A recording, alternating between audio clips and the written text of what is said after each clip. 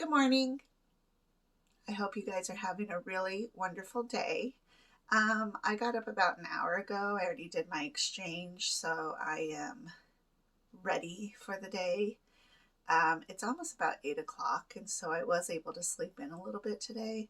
Um, and it's Saturday, so I don't have to get Ben to school. Yay!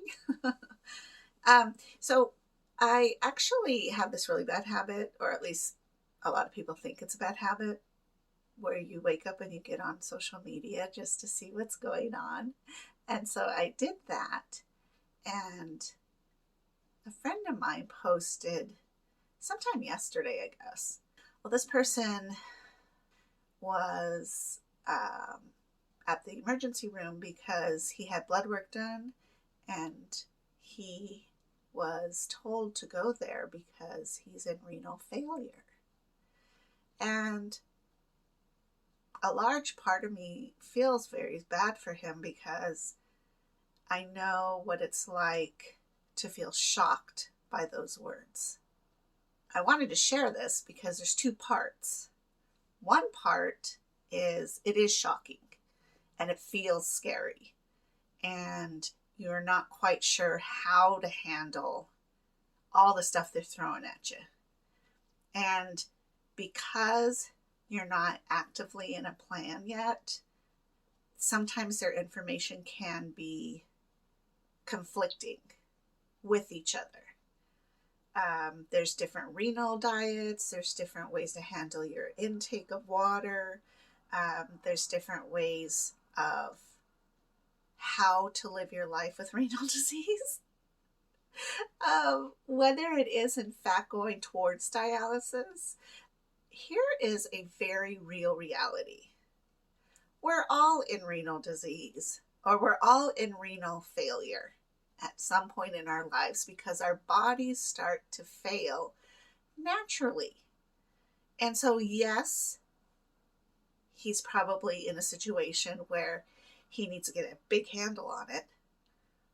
But the reality is that towards the end of our lives, we're pretty much all in stage 3 kidney failure or stage 3 renal disease, which is why we're gifted with 2 kidneys, because the Creator knew that we would probably not eat well, knew how our bodies had to get rid of the toxins, knew how everything was supposed to work together. So we were blessed with 2 kidneys. I have the one, kind of. So in some ways, the delivery of what could possibly be going on is a hard one to absorb when you're facing all these big medical words. So my heart does go out to this person, because it's like, yeah, it can be scary and it is worrisome because you can die from that. The other part of it is the responsibility that we have on ourselves to do what we need to take care of ourselves. I wish personally that when I started going through some of the symptoms, I would have said something and then somebody would have come along who had renal disease and said, I think it's this and this and this, and what are you eating? Nobody ever said that to me. I had no idea. And so now whenever I talk to people or see people, or they tell me like, oh, I feel inflamed, or oh, I feel this, or I feel that, it's like, well, what are you eating? Tell me what you're eating and I'll figure out what foods aren't great for you. Because there's a lot of fruits and vegetables that are not good for you. And that's not to say that I'm a pro or professional, because I'm not. I just do a lot of reading and research, and I follow various doctors and dietitians and nutritionists and herbalists that are all coming to the realization that we were really duped by Big G. And we were told what to eat. And a lot of us were put in poverty, financial ruin, that we only had certain things we could afford to feed our family or ourselves or whatever. So it's a really big problem across the board. So when I run into people who say, hey, these are the things that are hurting, or these are the things that I don't feel good, or, this aches, it's like, okay, let's go back to the basics. What are you eating? How much water are you drinking? And I've even gifted items like dandelion teas, healthy dark chocolates, suggested you need to stop eating these things that I see you continuously post about because it's not healthy. I just can speak from my own experience. And so this person, here's my other part, is this person had the information to take better care of themselves and didn't. And I'm like, this is the outcome. And the level at which I feel like this person's at is not in extreme danger. Yes, we should listen to our medical teams. Yes, we should listen to our doctors, but we should also always keep a reality, because we know our bodies. We know when we don't feel good. We know when we feel good. We know when we're energized. We know what sucks our energy. And it's going to be different for me versus somebody else. But something that stays the same is our food. I love tomatoes, but tomatoes are an inflammatory. So I eat them very little. I don't eat beets unless they're canned, because in the process of cooking them, the poisonous parts of the beets are taken out. I always want to soak my potatoes because that extra soaking takes away the poisonous starchiness, which is weird because you're like, well, starch is a poisonous. Well, in a lot of ways it is, because it's hard for your body to break it down. Our bodies are fragile and strong, but the more that we misuse them, the more fragile they become, and it's like the stronger they have to be, and then they're just exhausted, and it's this weird cycle. And so the more we can do, which takes extra steps, and is hard, and we're tired, and we have life, and we have kids, kids who don't want to eat the squash, or kids that don't want to eat the steak, or kids that don't want to do this or that. So my friend now is getting educated in the things that he can or cannot eat. My friend, unfortunately, like myself sometimes, had to learn the hard way with a trip to the hospital for them to say, hey, you've got to change what you're doing. And I really hope that they are telling him to eat differently. I really do. It's been my experience that that's kind of the least of their worries, because they're looking at what is going on instead of how do we stop what's happening. But that's just my opinion. Now, I can't control what's going on over there. I can only wait until he reaches out to me, because everybody in my circle knows, oh, she's the one with kidney disease, so go ask her.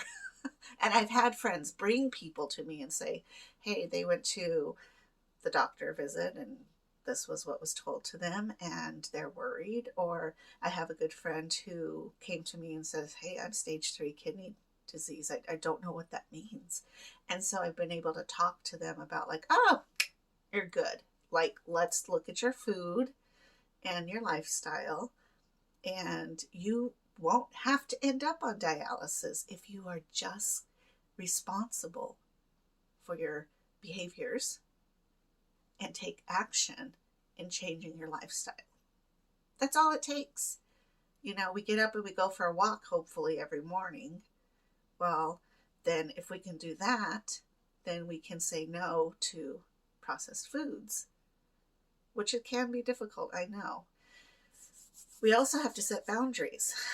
And I think my kids are pretty sick of hearing me say, that's processed foods. Actually, little Richie came over the other day, and I noticed that he had quite a bit of sugar, and he kept asking me for a piece of chocolate, because I do have a candy dish. And I told him no, because I said, you've eaten a lot of sugar today. And the sugar that he was eating was actually in the form of the fruit roll-ups that he was eating. That's garbage. It's fructose corn syrup. They wonder why he's hyper. And that's not to blame a parent, because I was there. I packed school lunches. I know what it's like to put those little goodies in there. Poor Ben, he doesn't get those little goodies, because I learned. I realized, and I stopped. And it's so funny. The other day, he and I were in Walmart, and he said he was really thirsty. So I said, "Oh, go get a drink." He walked up with a Monster. And I was like, "I'm not buying that." And he's like, "Mom, I'm really thirsty." And I said, "I don't care.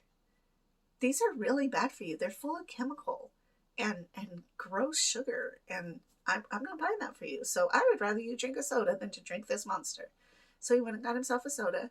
Actually, I think he went and got himself a green tea. But either way, I would have bought the soda versus a Monster. Anybody who gets in my car also knows that I'm not stopping at McDonald's. You could starve to death, because I'm not going to give them my money. I'm not going to give up my time. I'm not going to pull up into their drive-thru. I'm not going to do that. So that's just my rules. I just don't think their food is good. It contributes to so much. And it sucks, because I was that mom who needed to feed children and not have enough funds. The struggling single parent. We had Hamburger Helper back in the day. We had lots of cookies. I love Church's chicken. I still love Church's chicken to this day. I don't think I've had it in probably a good 6 months. And every once in a while, Donnie and I will say, like, let's just have a Church's chicken dinner. And then after we eat it, we're like, why did we do this? Sometimes you have to remind yourself. But if you're continuously doing it, continuously consuming all that crappy food, why do we wonder why our bodies are giving out on us? Because it's just yuck. And it's hard. I know. It's a lot of planning. But here's the thing. You're investing in yourself. A lot of us invest in skincare, makeup, hairs, nails, clothes, music, tools, cars. We put our money into those things, but we can't enjoy those things if we're dead. So it's really good to invest in ourselves. When they say self-care, self-love, live healthy, a lot of times it's like, am I at peace? Well, that's great. And you need to be, and we need to be. But the healthier step is, what are we eating?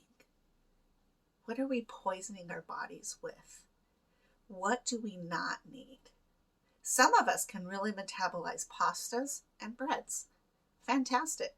I'm not one of them.